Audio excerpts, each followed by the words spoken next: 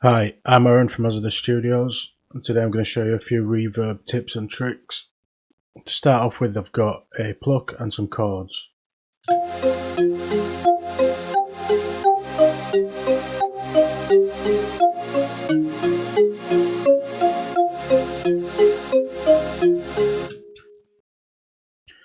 Nothing complex, just a little bit of a melody.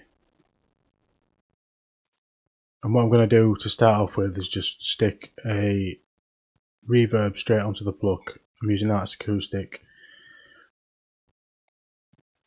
And have a listen to how that sounds.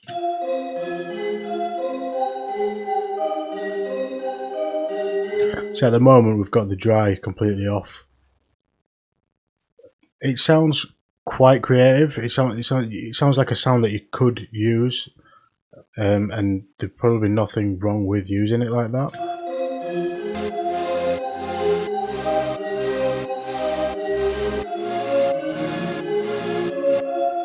But for the purposes of this video, I'm going to show you first of all how to duck the reverb out of the way of the actual pluck.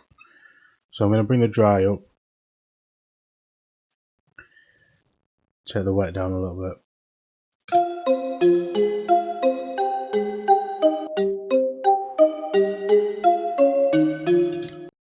So as you can hear straight away, you're still getting the attack from the pluck, as when we had the wet on its own, you're not really getting that first little click.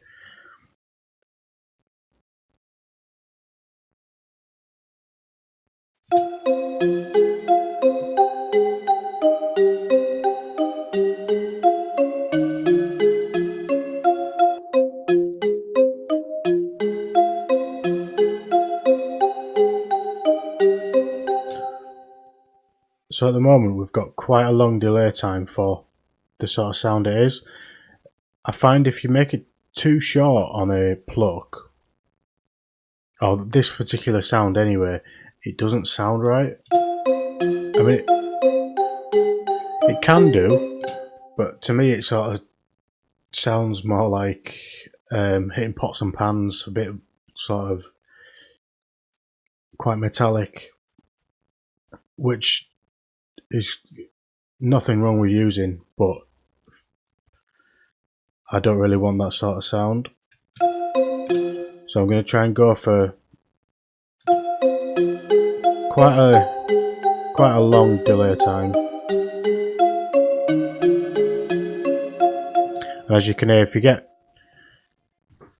too long, the delay sort of overlaps quite a bit and it gets quite muddy.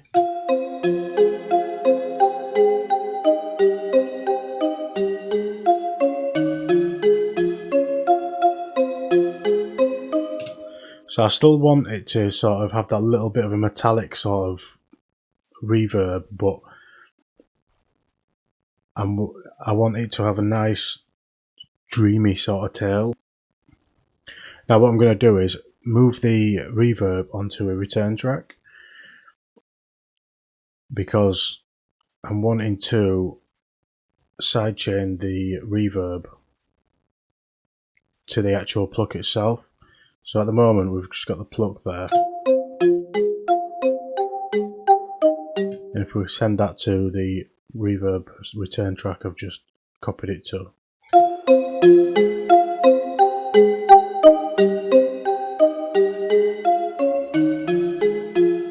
we've got the same effect we had just having it on the same track. But now what I can do is bring in a compressor. I'm using the Live 8 compressor because I feel like it's a lot less buggy and clicky when sidechaining than the newer compressor. And I'm going to sidechain from the pluck.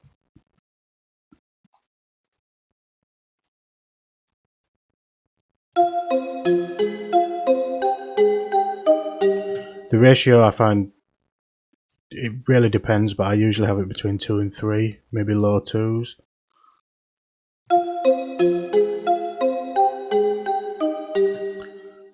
And then just play with the threshold. What I'm going to do is,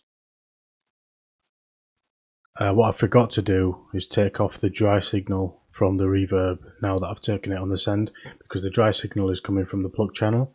So I'll turn that off completely.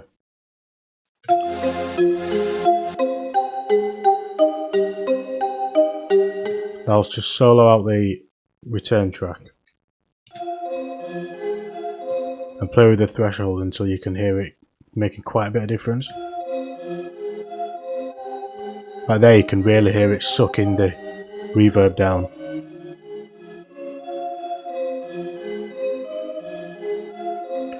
Now you can use this to whatever extent you want.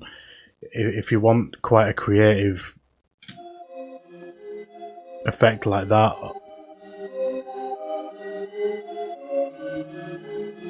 now that sounds quite interesting. But for this video, what I'm going to do is just duck it out of the way of the original attack of the pluck.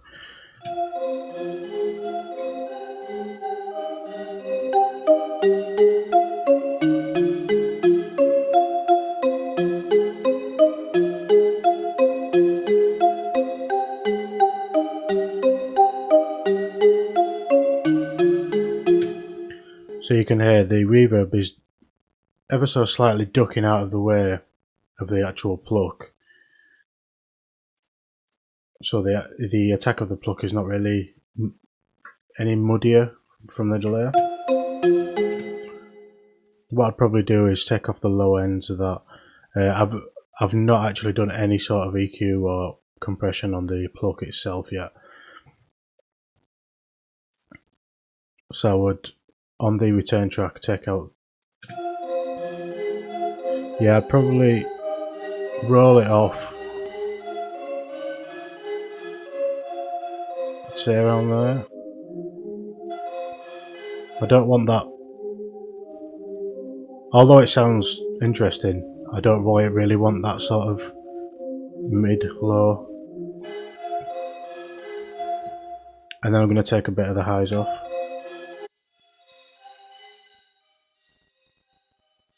Not a lot, just that really sort of tinny high bits. Maybe cut it about 13k, 12.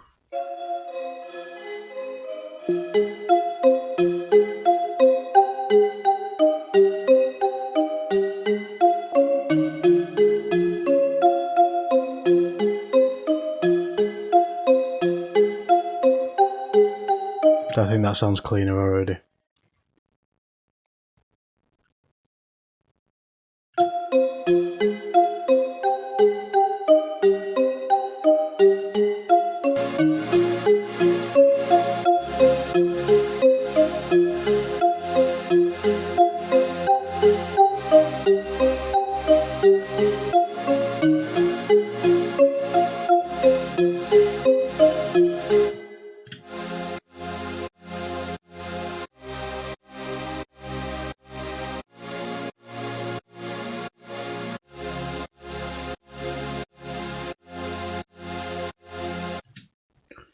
So for the chords, I think I'm going to get quite a big reverb.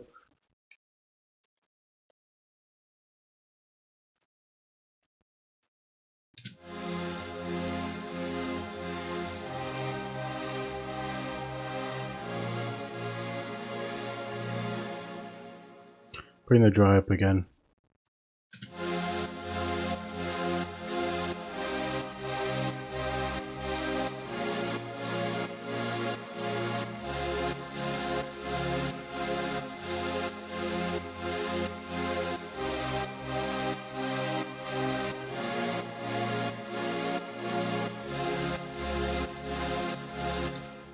Now for this, I want the reverb to sort of sidechain in, but after the chord. So I'm going to create another return track. Cut the reverb over to that and send the chords to the return track. Again, I'm going to turn down the dry.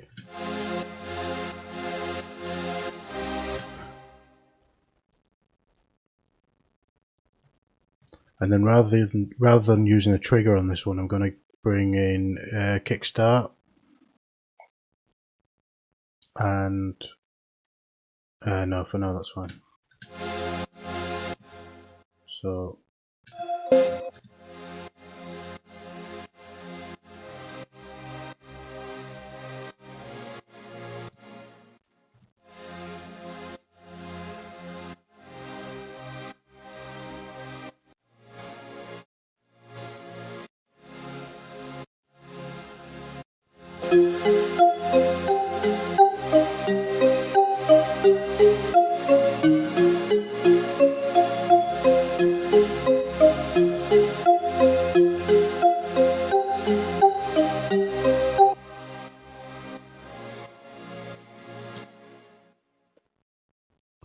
now I want to make this quite bright, so what I'm going to do is duplicate this channel, and I'm going to shift the chords up an octave.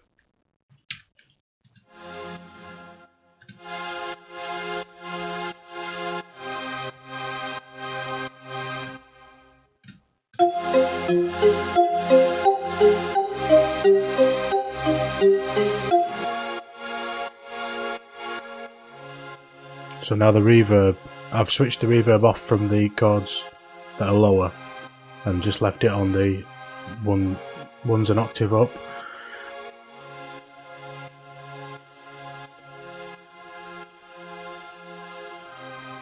You can see without kickstart,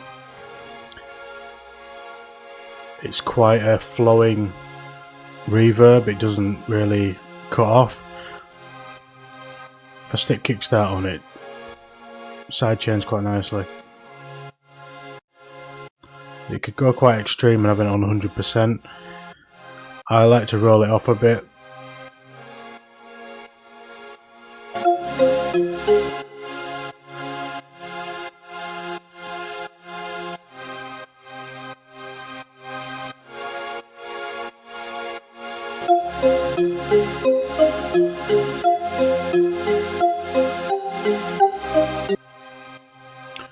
I'm going to bring the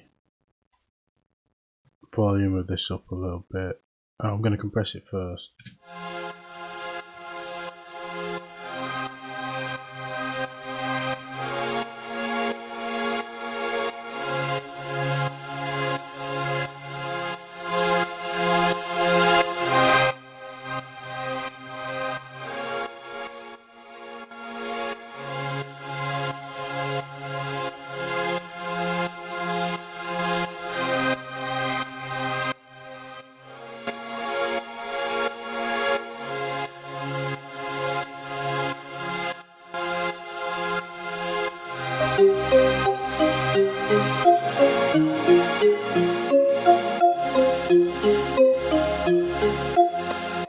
Now, without the reverb, and then with the reverb.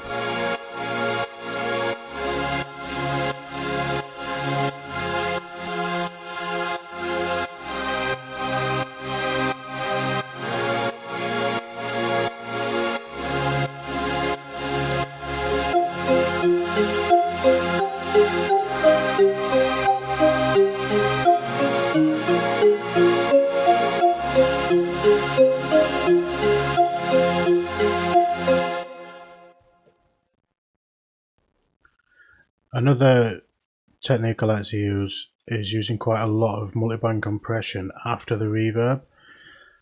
On this one, I've got quite an old school sounding lead line.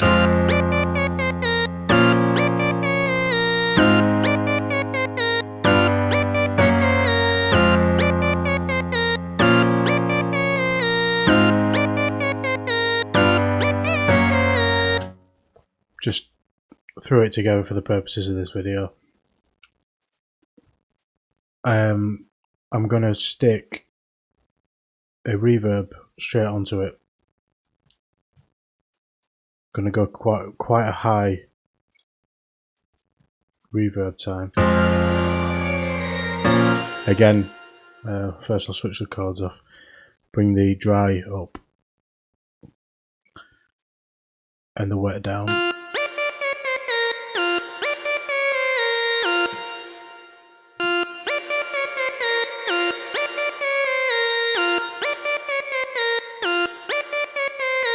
Now for this technique I use quite a low wet signal because the compressor really brings it out.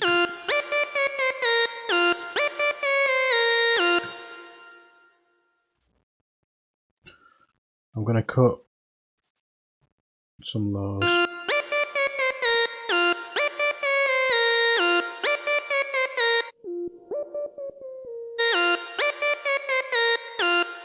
That should be okay for now. I'm not going to go too precise with it. Now, I would usually stick a bit of delay on, so I will do for this video. I put that before the reverb. H delay, great delay plugin. For leads like this, I'll probably use the wide delay. Switch the analog off and just really, really small amounts. I'll switch the reverb off for now.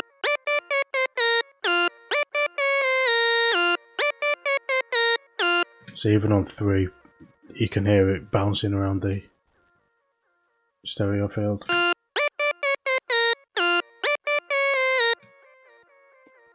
And I keep it really low because, as I said with the reverb, the compressor is going to bring it out.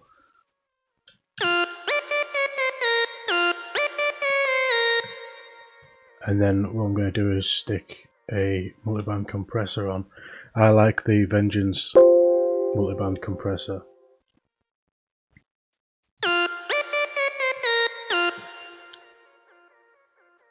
And usually just slap a Dance Master 2 or 3 on it.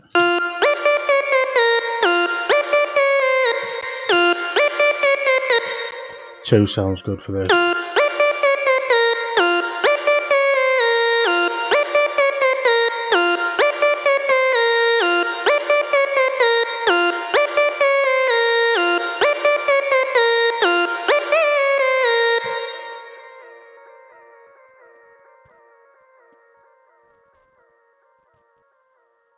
And that really brings the sound out, especially from the delay in the reverb.